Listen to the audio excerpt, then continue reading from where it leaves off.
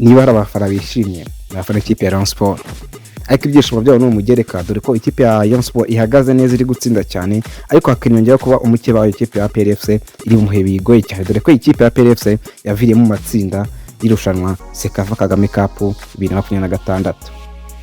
Ikipe ya Rayon Sports imuhe byiza dore ko kuri uyu wa kabiri yabonye itike yo gukina umukino wa nyuma wa CECAFA Kagame Cup ibasha nyuma yo gutsinda ikipe ya James yo muri Sudani ibitego 3-1, ndetse yatsinze ikipe yo muri Sudani yirusha cyane.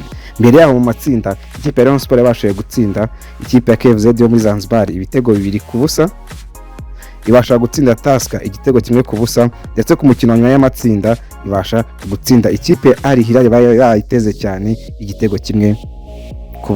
Mbere y'iyi mikino ya CECAFA ikipe ya Rayon Sports yari yabanje gutsinda James n'ubundi umukino wa gishuti ibitego 4-3, ni mu gihe ku mukino w'igikundiro Royal Day yari yabashije gutsinda ikipe ya Yanga yo muri Kenya, ari nayo bazakina kuri finali, yari yabashije kwitsinda ibitego 2-0.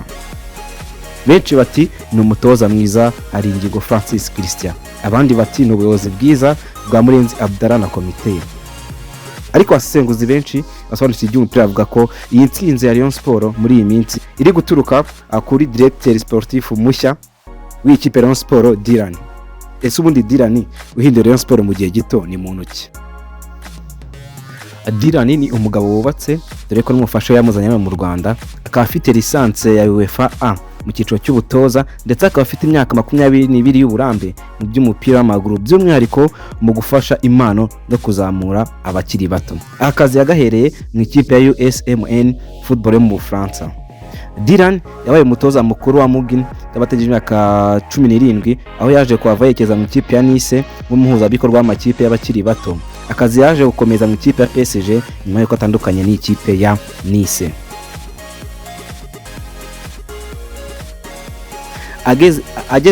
Ageze muri PSG nyuma y'umwaka umwe yahise agirwa umuhuzabikorwa wa tekinike mu marero yose ya Paris Saint-Germain ku isi. Tariki 16 Gicurasi 2026 nibwo Dylan yatangajwe nk'umuyobozi wa tekinike muri Rayon Sports. Ku ikubitiro ahita ahindura uburyo bw'imigurire y'abakinnyi muri iyi kipe, aho hagomba kugurwa umukinnyi bazi neza kandi bizorohera kwisanga mu mikinire y'ikipe ya Rayon Sports.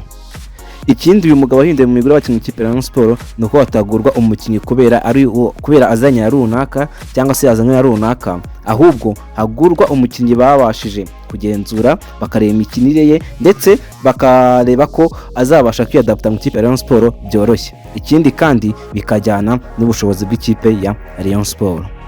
Uretse bikandi Dylan yazanye uburyo bwo gukora n'amasosiyete areberera inyungu z'abakinnyi, ariko bikaba ari amasosiyete azwi ku rwego rwa Afurika ndetse no ku isi yose. Urugero nawe ikipe ya Rayon Sports itangiye gukorana na sosiyete yitwa Bridge Football Agents yabafashije kubona umuzamu Dande Junior witwa Atiso Kojo ukina ku mpande, ndetse na rutahizamu w'ikipe ya Junior Kameni. Ese Rayon Sports urahiye amahirwe yo kuzagera mu matsinda ya CAF Confederation Cup cyangwa se kwitwara neza mu mikino ya shampiyona ndetse n'igikombe cy'amahoro umwaka utaha?